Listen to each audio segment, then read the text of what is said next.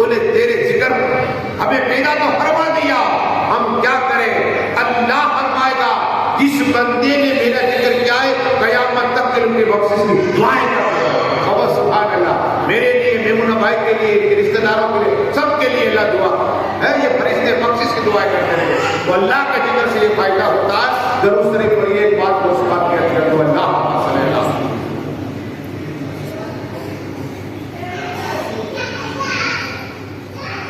صلاۃ و سلام علیکہ یا رسول اللہ صلی اللہ تعالی علیہ وسلم۔ غوث اعظم دستگیر کی زندگی دیکھو، 15 سال ایک جگہ تو 15 سال ایک پیر پہ قرآن ختم کیا۔ کتنے؟ ہم رمضان کوئی مشکل سے ختم کرتے ہیں، یہ میرے غوث پاک کا عمل ہے، ایک پیر پہ پورا قرآن ختم کر دینا بہت مشکل ہے، لیکن 15 سال تک، ایک دو روز نہیں، 15 سال تک، اور وضو عشاء کا وضو بنا تو میرے غوث اعظم، اور فجر کی نماز پڑھتے، کیا فجر کی نماز پڑھتے، یہ عمل تھا۔ لیکن امام اعظم رفا کا بھی حال یہ تھا کہ 46 سال 46 سال عشاء کے وضو سے فجر کی نماز پڑھی ہے، وہ سبحان اللہ ہے، فجر کی نماز پڑھی ہے وہ امام اعظم ابو حنیفہ ہے۔ ایک شخص کہتا ہے کہ میں نے دیکھا امام اعظم کو کہ کیا کرتے ہیں دن میں، رات کے کیا کرتے ہیں، تو دیکھا امام اعظم فجر کی نماز پڑھی اور پڑھانے کے بعد سب کو سبق دے رہے، زور کا وقت ہوا، گھر گئے، کھانا کھا کے پھر آئے اور پھر سبق دینے لگ گئے، مغرب کا وقت ہوا، پھر لوگوں کو سبق دینے لگ گئے۔ وہ آدمی دیکھتا ہے کہ کیا کر رہے امام صاحب، ان کی عبادت کا ذکر سنا ہے ہم نے، لیکن کیا کر رہے ہیں، حقیقت میں کر رہے ہیں باتیں لوگ کر رہے ہیں۔ تو عشاء کی نماز پڑھی، پھر سبق دیا، چلے گئے، تو وہ تو مسجد میں بیٹھا تھا، رات امام اعظم نیا لباس، کیا بادشاہ کی طرح لباس پہنتے امام اعظم، نیا لباس پہنا اور نماز پڑھ رہے، پوری رات نماز پڑھی۔ وہ آدمی دیکھ رہا ہے فجر کی نماز، تو پھر نماز پڑھائی، پھر سبق دینے شروع۔ تو امام اعظم کہا کہ لیٹے ہی نہیں میں نے دیکھا اور ذکر خدائی کر رہے۔ یہ امام اعظم کا حال تھا، دن میں ایک قرآن پڑھتے امام اعظم اور رات میں قرآن پڑھا کرتے۔ سبحان اللہ۔ جب بغداد کے بادشاہ نے کہا کہ تم جج بن جاؤ، جج، ہم پوسٹ چاہتے ہیں، ہماری عزت ہو، ہماری ماں سب تعریف کریں، ہمارے دل میں ایسا خیال ہو۔ امام اعظم کو بادشاہ نے بلایا، امام اعظم آپ ایسے کرو، مسئلے حل ایسے کرتے ہو، آپ جج بن جاؤ۔ کہا میں لائق نہیں ہوں اللہ۔ تو جج نے کہا، بادشاہ نے کہا امام اعظم کو کہ نہیں تم لائق ہو، قابل ہو، جج بنو۔ کہا نہیں میں لائق نہیں ہوں۔ تو کہا جھوٹ نہ بولو۔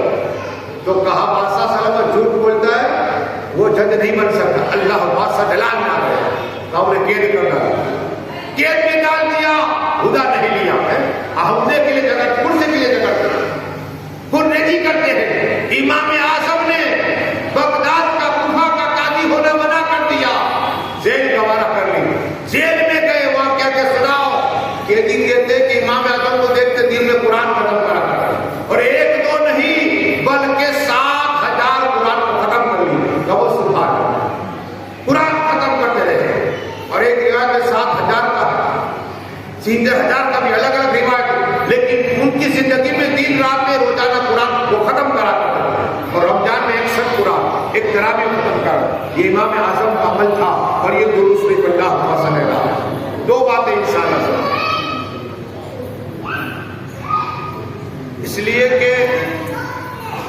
ہم دیکھ نہ سکے آقا کو، یہ الگ باتیں قبر میں آئے گی میرے آقا صلی اللہ علیہ وسلم۔ امام اعظم فرماتے کہ میں جہاں جنگ ہوئی، جنگ حنین، نام یاد رکھنا، جنگ حنین، اور وہاں حنین کا قبرستان ہے۔ امام اعظم ہوں گے کہتے کہ میں جب وہاں پہنچا، آپ نے سنا کہ قبر کے اندر 3 سوال ہوتے رب کے متعلق، دین کے متعلق، رسول پاک کے متعلق، ہر ایک کے جواب دینا۔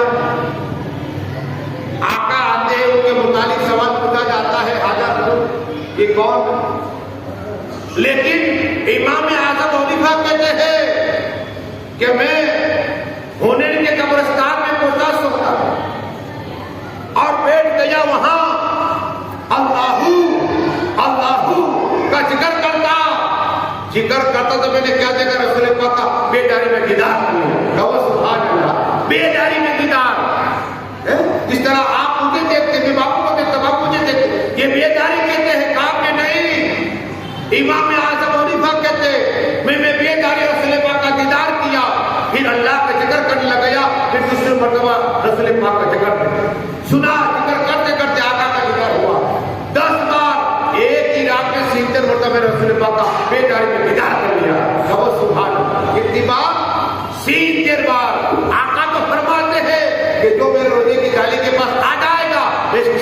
اور امام اعظم کی ایسی شخصیت ہے کہ بیداری میں ایک ہی رات میں 70 رسول پاک کا دیدار کرتا اور یہ دوسرے اللہ صلی اللہ علیہ وسلم، یہ امام اعظم ہونے کا ہے، ایسی شخصیت ہے، ان کا ذکر کرا کرو، ان کا فیض حاصل ہوگا، کیا ان کا فیض حاصل ہوگا، ان کے صدقے میں دعائیں مانگا کرو، دعائیں میں ان کی بارگاہ میں گیا، نور برس رہا ہے، امام اعظم ابو حنیفہ کے روزے پاک میں نور برس رہا ہے، اور ان کی زندگی میں حالات ایسے ہوتے کہ بہت سے لوگوں نے برا بھلا کیا، لیکن یہ حادثے کو بھی جواب نہیں دیا کرتے، بس علم سے مقصد ہو، کیا 1 لاکھ شاگرد 1 لاکھ عالم بنائے، وہ امام اعظم نہیں پائے، عبادت ریاضت، اور ہم کیا کرتے ہیں، کسی بیمار کو دیکھنے نہیں جاتے، امام اعظم کا جب عصر کا وقت ہوتا نا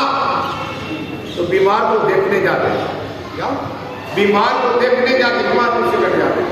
اب بیمار کو دیکھنا جانا بھی کیا ہے، اگر تم نے اپنے مومن بھائی کو دیکھا اور صرف پوچھا کیا حال ہے تمہارا، کیا حال ہے تمہارا، تو اللہ 70,000 فرشتے، کتنے حضرت ابو ہریرہ فرماتے ہیں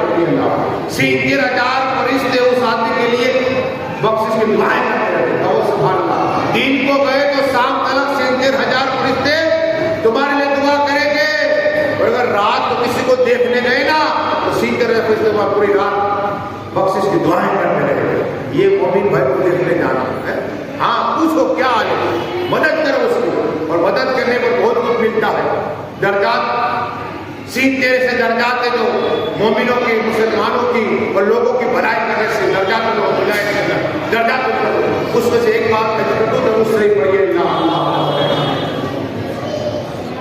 آخری بات، انسان تو انسان میں ان کے مزار یا حسینی مولا علی کا کون، سید احمد کبیر رفاعی رحمۃ اللہ تعالیٰ نے ان کی آج کی قبر تاریخ کے خون نکلتے پوچھا تاریخ سے، تو کا جو لوگ حال آ جاتے ہیں خون نکلتا ہے تو یہاں سے خون نکلتا ہے، یہ درامل، جب بھی چادر بندی جاتی ہے ان کا حال سناؤ، اشارہ کرتے تو مردے کو زندہ کر دیتے تھے،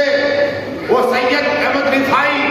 آقا کی بار گئے تو آقا نے اپنی قبر پاک سے ہاتھ باہر نکالا، لیکن ایک کتے کو دیکھا وہ زخمی ہے، بہت سے مریدین تھے، کسی کو نہیں کہا، خود کتے کو ملم پٹی کر دے، کیا کرتے، ہم تو انسان کو پوچھنے نہیں جاتے نا، ولی کا حال سنو، ہم تو کتے کو مار دیتے، ایک نے کہا کہ